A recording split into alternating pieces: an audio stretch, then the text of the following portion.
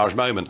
Last Saturday, I was totally astonished that there was a demo and a counter-demo that took place in Lewisham in South London. Hundreds of people in the street in Lewisham demanding that drag queens should continue to have the right to go into our schools to teach youngsters about their view of life. Now, look, we're tolerant about all sorts of human beings, but there is a question as to what is appropriate to be taught to 11 and 12-year-olds. Well, on the Isle of Man, this issue has come to a head in quite a big way over the course of the last few days at the Queen Elizabeth II High School in Peel.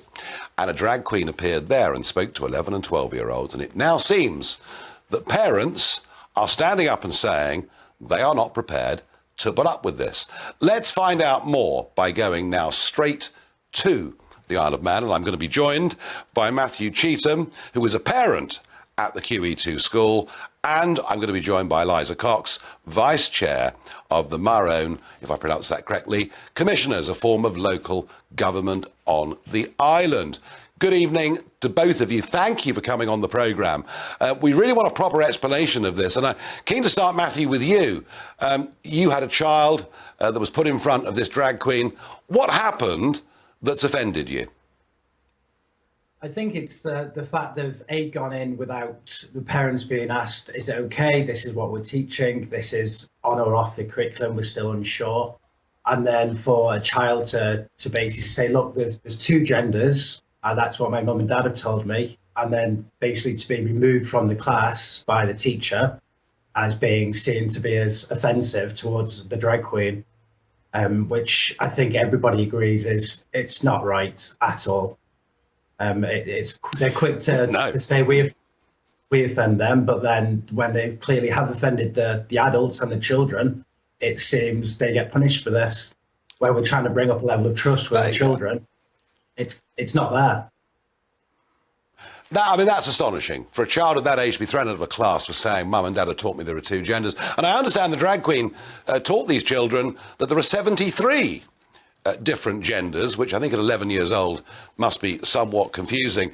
And even, I understand, Matthew, some fairly graphic accounts of skin grafts. Yeah, so essentially there was the year 7, so 10, 11, 12-year-olds, they're being separated into 3 groups. One was to go to the drag queen. The other was to go with, it was a girl at the time. She's gone into the classroom with 5 boys. She didn't really know them, quite a strange group to put together. And they were basically given a sexual toy, so to speak, and shown how to put a condom on. And then the other team or the other group were then shown on one of the teacher's phones how to take a skin graft from an arm for a girl and then to create a penis with it. Oh dear, oh dear, oh dear. That's all a bit much, isn't it? Yes, I have to say, I can understand, Matthew, why you are upset. I really can. Eliza Cox, it seems that Matthew is far from alone and that a lot of parents have objected to what's happening and there is a current suspension of these activities within the school. Is this something, I mean, you're involved there with local government, is this something that you think the government of the island are going to do something about? Yes, I do. We have a couple of really fantastic MHKs, is what we call them over here, Minister of House of Keys. And as soon as they heard that this was happening, they stopped it straight away. They wanted to investigate it fully so they know exactly what's going on and what is happening. And they are doing everything in their power to make sure that this doesn't happen again. You know, and kind of like we welcome the report that they're doing at the moment, and we really look forward to seeing it. Well, it just goes to show, doesn't it, that when parents actually do, and they're not frightened, and they take a principled stand, you know, and they get together, they can be effective. But Eliza, let me just ask you, how on earth did this, and I think it is poison, frankly, to expose 10, 11, 12-year-olds to this. How did this ever happen in the first place on a place like the Isle of Man? I don't know, Nigel.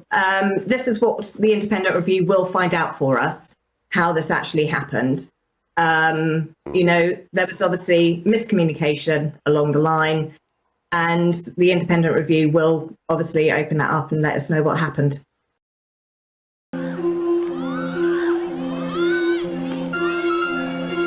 to understand politics. You think you understand political parties. You're all full of crap. You don't know what the Illuminati is. If you're Republican or you're Democrat, you're wrong. Why? It's this easy. It's called divide and conquer. That's why there's two parties and only two. And they're controlled by the same people at the very top who belong to the Council on Foreign Relations, the Bilderberger Group. They also belong to the Trilateral Commission, and you people don't even know what the hell that is. But if you did know, you would know that these are the people that control your world by making global policies that you never vote on, and by which parties both serve and belong to these organizations and control your world.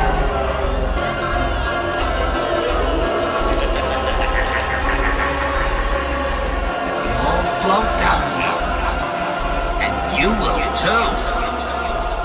That they all float. They all float.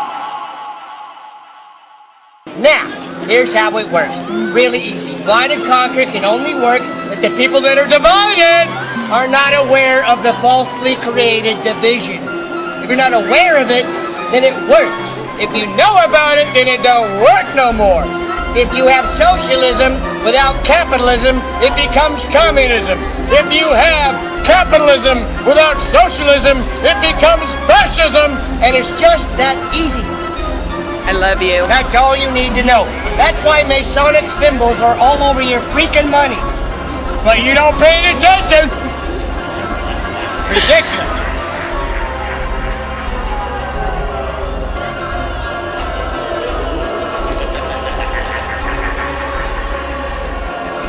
Float down here, and you will too.